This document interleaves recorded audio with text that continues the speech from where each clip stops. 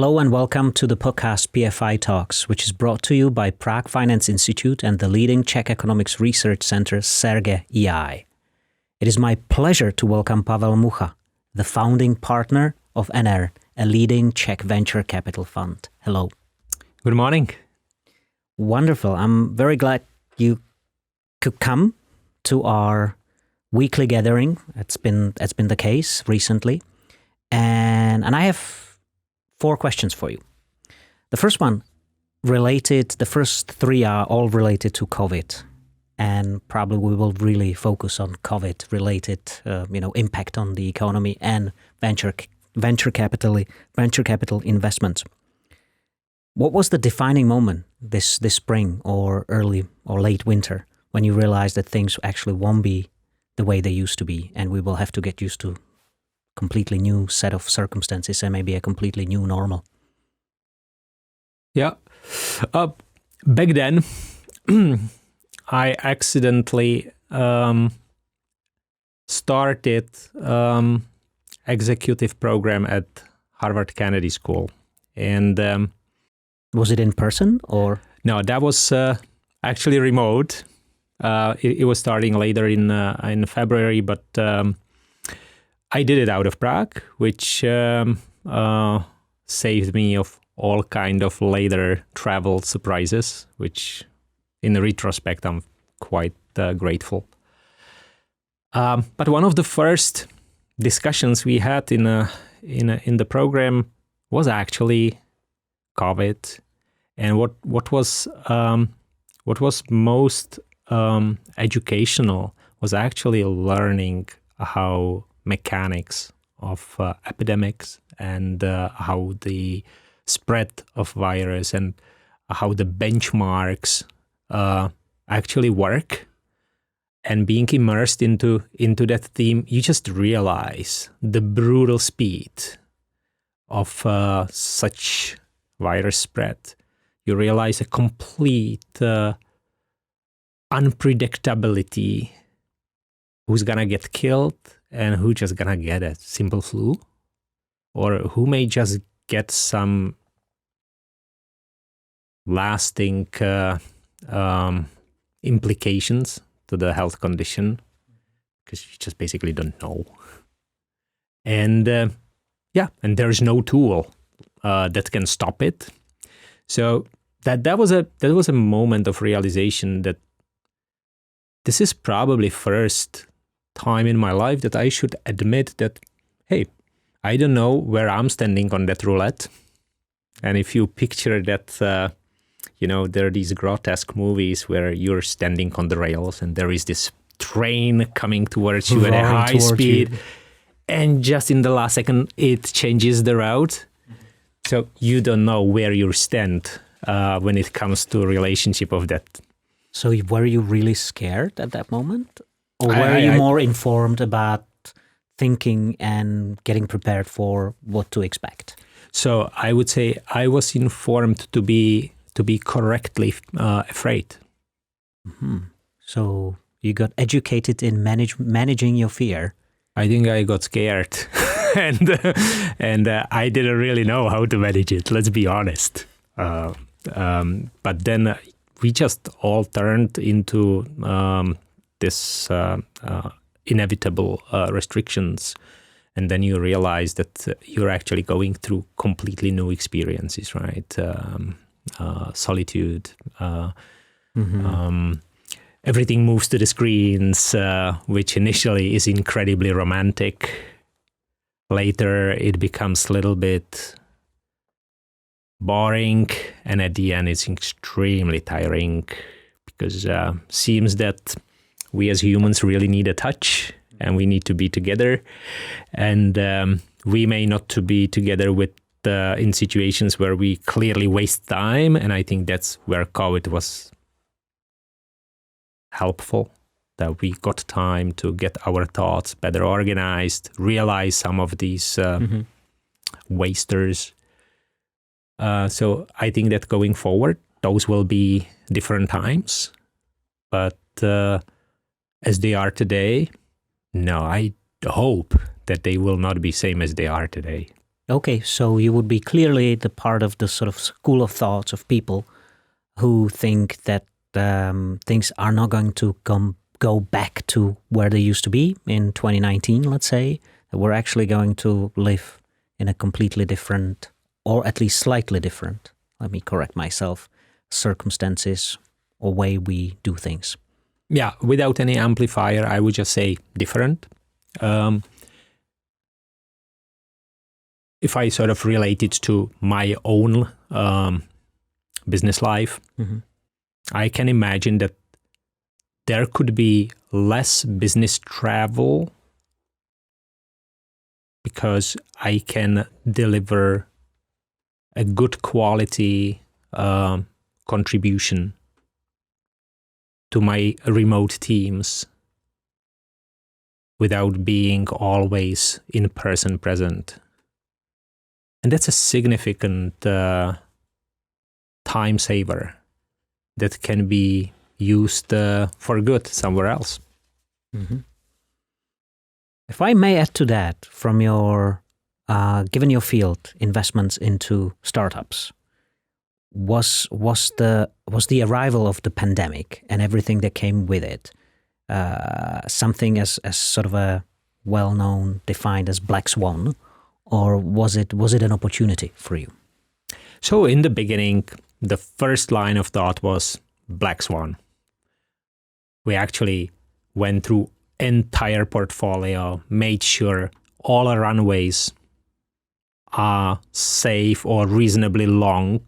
So we had this 12 to 18 month runway test on cash. But 2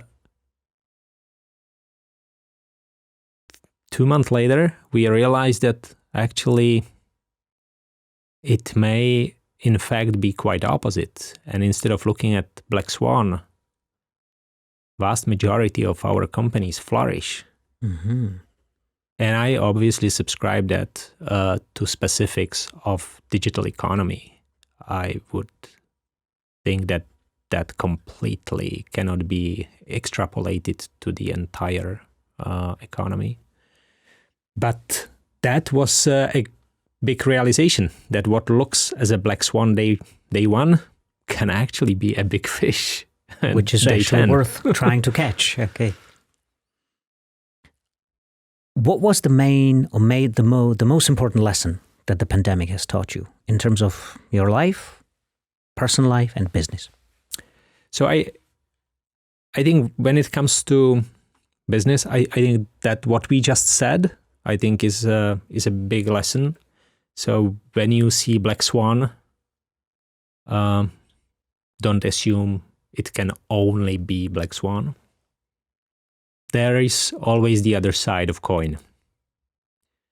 And I think that it also emphasized a classic, if something is strong, support it to get stronger in that moment, because that's what is critical in these difficult times, because they are also transformational. And if something's strong and flourishing and really flying in those times, it may be a very natural signal that this is something that is the future. That actually gives me an opening to 3 questions regarding venture capital, investments, and the pipeline of your projects in the Czech Republic. What's the Czech startup scene like? I think it's very lively. It's flourishing. It's getting richer and richer with previous successful ventures reaching liquidity, and previous founders and us VCs generating returns. We re-employ them in the ecosystem with bigger amounts, more people coming to the ecosystem, making that ecosystem generally not richer financially, but mainly experience-wise. And it's also more courageous and more self-confident to go global. And it's also massively focused on digital economy, which we can also take as a question mark, whether we are not missing some other sector that should have similar attention as digital economy when it comes to venture backing and to discovering new types of founders. What could that be? First that comes to mind is biotechnology. And whether, as they call it, red, which is about humans, or green, which is about plants and non-human biotech, that's more topic for founders. But for me, as a GP in venture capital, it's quite intriguing topic. Mm-hmm. Where would you position the Czech startup scene relative to neighboring countries that actually share the similar history of the Czech Republic and its economic development in the past 30 years? So I would say that we are really in a leading position. If you compare amounts of capital that's available from VCs locally, mm-hmm. We are in a pretty comparable position to Polish ecosystem, which is literally 4 times bigger country. Mm-hmm.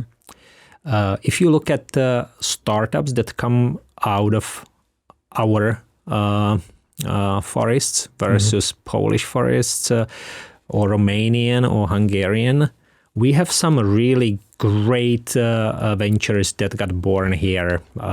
Obviously, we look at those that were born in this decade, mm-hmm. But there are great businesses that got born even before that. Mm-hmm. But in this decade, you could name it. There are businesses that